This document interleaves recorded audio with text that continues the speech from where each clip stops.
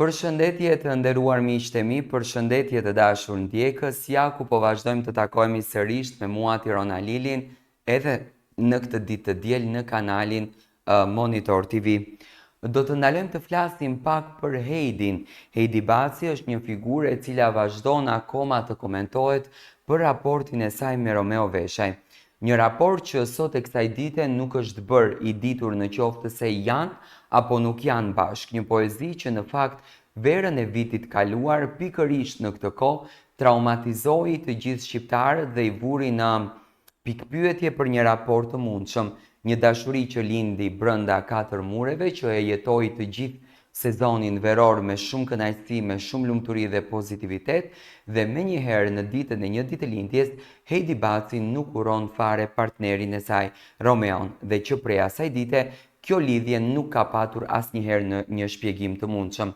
Ditën e djeshme apo natën e mbrëmshme, Heidi Baci ka qenë ftuar në Goca dhe Gra, ku ka folur për herë të parë për jetën e saj pas punës si moderatore në Fan Club Big Brother, por edhe në jetën e saj private.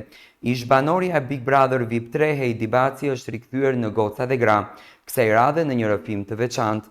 Ajo promovoi librin e saj me poezi, Liminal, teksa një bashkëbisedim me moderatoren Gerta Gixhari, Heidi komentoi një varg në një nga poezitë e saj. Unë shkruaj gjithmonë, thot Heidi, ndahen gjërat në rastin tim. Është një gjë se si unë dua ta bëj jetën. Kam këtë energjinë diellore që dua të mbaj shumë fort, sepse ashtu të vjen jeta kur buzëqesh. Pastaj koncepti që ke për realitetin, që ai mund të jetë pak më ndryshe. Gerta Gixhari thot, unë doja të shkëpusja këtë frazë. Do sakrifikoja parajsën, sepse do jepja gjithçka për të pasur, gjithçka për të dashur. Është një frazë e fortë që ka domethënie dhe unë do të doja ta zbërthej.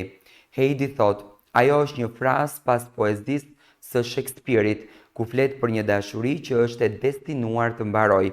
Prandaj është Shakespeare-i, sepse është shumë shakespeariane, është dram. Do të thotë që një njeri anulon veten ose vret veten konkretisht. Poezia para atij mendimi është që ai personi vret veten, në sensin që do të ngrijë një çast për gjithmonë.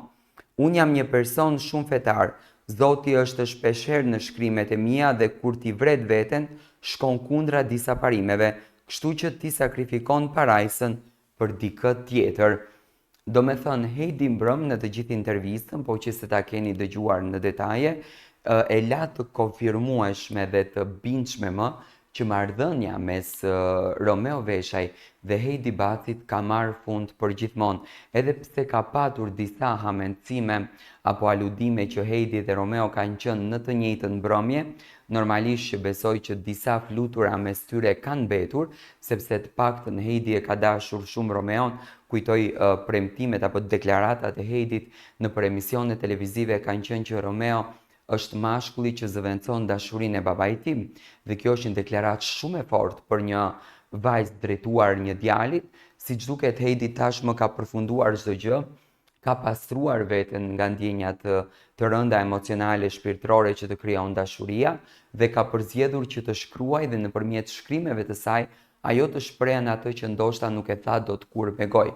Heidi dhe Romeo nuk qëndruan transparent dhe nuk folën kur për publikun, por nga lëvizjet e tyre e kuptojmë konfirmimin e ndarjes së marrëdhënies së tyre.